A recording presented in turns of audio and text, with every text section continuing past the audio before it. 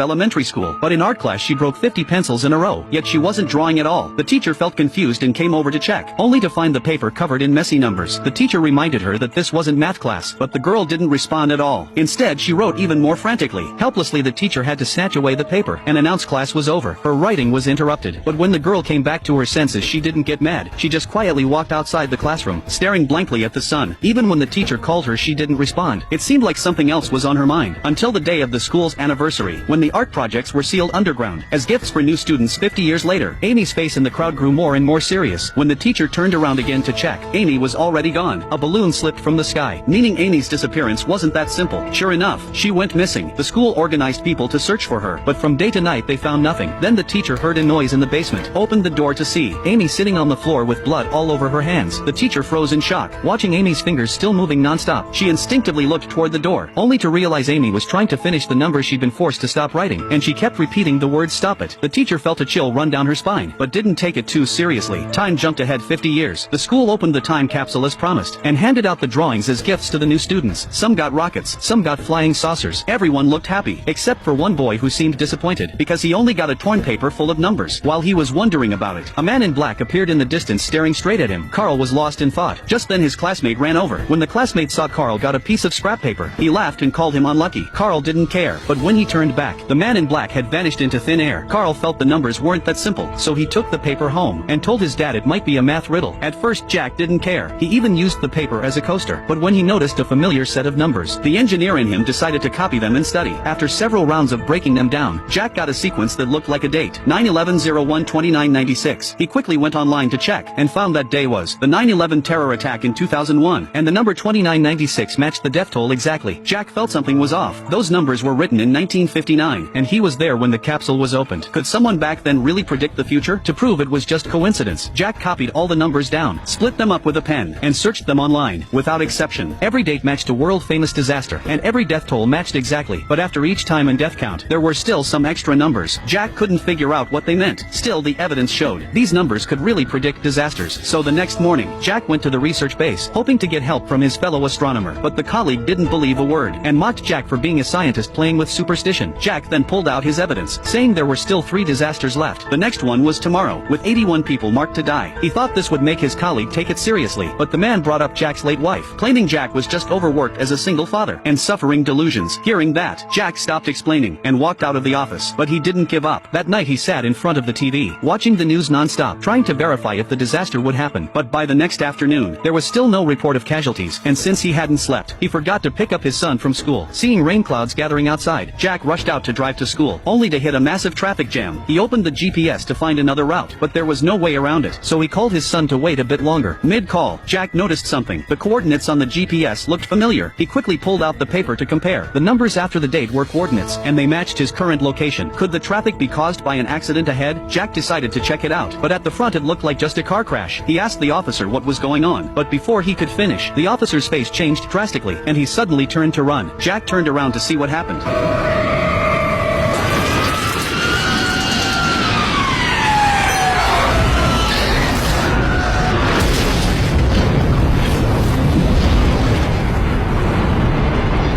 And saw a plane crashing in the distance. Jack knew the prophecy had come true. He ran toward the wreck as fast as he could. The site was on fire and in ruins, but some passengers had survived. Jack gave everything he had to save people, trying to break the prophecy of 81 deaths. But after a huge explosion, it was clearly impossible. Still, he didn't stop trying. Soon the rescue teams arrived, giving Jack a moment to breathe. But as he looked around at the devastation, helplessness washed over him. He could only pray the number of deaths was wrong. However, when he got home, the news report hit him like a hammer. 81 people dead. His colleague came to find him that night, now fully convinced the prophecy was real. But Jack began to doubt himself, because from the moment his son got the numbers, to him showing up at the crash site, it all felt too coincidental, as if something was guiding him to stop these events. His colleague told him to stay out of it, but Jack disagreed, because the date of his wife's death in a fire was also on the list, and the last date had no death toll or coordinates, meaning it was an unknown disaster. He didn't dare bet that fate wouldn't strike again. So the next day, he visited the teacher who once taught the girl who wrote the note, and asked about Amy's reaction during the time capsule ceremony. The teacher's face grew heavy. She recalled Amy scratching at the closet door. Jack asked asked why Amy would do that, but the teacher didn't know. She only remembered the day before the event. Amy spent the entire class frantically writing numbers, and no one could stop her, so she took the paper away. Jack then showed her the note, and asked if Amy wrote it. After confirming she did, Jack said he wanted to meet Amy, but the teacher told him Amy had died long ago. The trail seemed to end there, but Jack wasn't ready to stop. He searched Amy's name online, and found her record. She had committed suicide, and it even made the news. The report mentioned she had a daughter. Jack thought the daughter might know something, so the next morning he followed the address from her email. He saw the mother and daughter about to drive off, and followed them, eventually finding a chance at the Natural History Museum. There Jack pulled off a perfect casual approach. Seeing the girl liked wolves, he told his son to go talk to her. Kids opened up fast, and soon they were chatting. Jack then struck up a conversation with Kelly, using the kids as a bridge, and managed to invite her for tea. During their talk he learned she was also a single parent, and they quickly grew closer. When the time felt right, Jack revealed his real purpose, saying their meeting wasn't coincidence. He had come to find her. Kelly was confused. Jack didn't know where to begin, so he awkwardly asked if she knew her mother had special abilities. Kelly looked puzzled. Jack quickly showed his ID, saying he was an astrophysics professor at MIT, then took out the paper, explaining that his son got it from her mother's old school, the same one where her mom wrote the disaster predictions. He wanted to stop the next disaster, and hoped Kelly could help with clues, but that sounded insane. No one would believe it. Kelly thought he was crazy, and got up to leave with her daughter. Jack panicked and stopped her, telling her the recent plane crash was listed in the numbers, with exact date, location and death count, and the next one was tomorrow, in New York City, with 170 deaths. Even then, Kelly was shocked but still refused to help. Jack had no choice but to go home, but that night, a car suddenly pulled up outside. Inside were two men whose faces couldn't be seen. They caught Carl's attention. Their mouths didn't move, but strange sounds came out. Carl seemed to understand, and walked toward them. After some gibberish talk, they handed him a black stone. Jack inside the house sensed something was off, thinking they might be kidnappers. He rushed outside, but the car was gone. He asked Carl who they were. Carl said he didn't know. They just gave him a black stone. Jack examined it. It looked ordinary. He warned Carl not to talk to strangers, and sent him upstairs to do homework. Then he started working on tomorrow's prediction. The location was in a crowded downtown area, and only 170 people would die, so it couldn't be a natural disaster. The only explanation was a terror attack. That night he anonymously warned the FBI to block off that street tomorrow. The police were confused. Jack didn't know how to explain. He just repeated himself and hung up. The next morning, Jack drove to the coordinates. The police were indeed there, but they hadn't blocked the street. Crowds still filled the area. Jack angrily confronted the officers, but they said they were there to arrest him for spreading panic. Realizing this, Jack turned and ran. The police chased after him, but Jack had no time to play games. The coordinates were right, yet everything was calm, which meant the attackers must be underground. He rushed into the subway station, but after searching around he found nothing strange. Then he spotted a man clutching something to his chest, looking nervous. Before Jack could act, the man ran into the crowd. Jack chased him, angering passengers, which drew the attention of subway guards. The man jumped onto the train, and got cornered at the back, with guns aimed at him. He raised his hands. A pile of CDs fell out. Turns out he was just a thief. A false alarm. The train started moving again, but it hadn't gone 10 meters when the tracks sparked and shorted out. The switch failed to align. The driver of the oncoming train tried to brake, but it was too late. The train, going 200 kilometers per hour, derailed, like a missile heading straight toward Jack's car. Move back!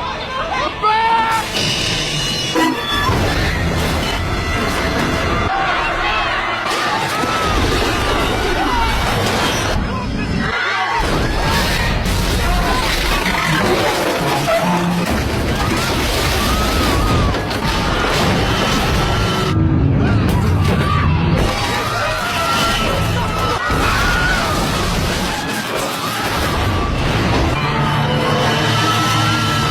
It finally stopped after crashing into the station stairs. Jack barely survived by running to the rear car. The crash made it clear he couldn't stop the prophecies. The evening news confirmed it. 170 people dead, but not all was lost. When Jack picked up his son from his sister's house, Kelly and her daughter showed up that night. Knowing they finally believed him, Jack sent the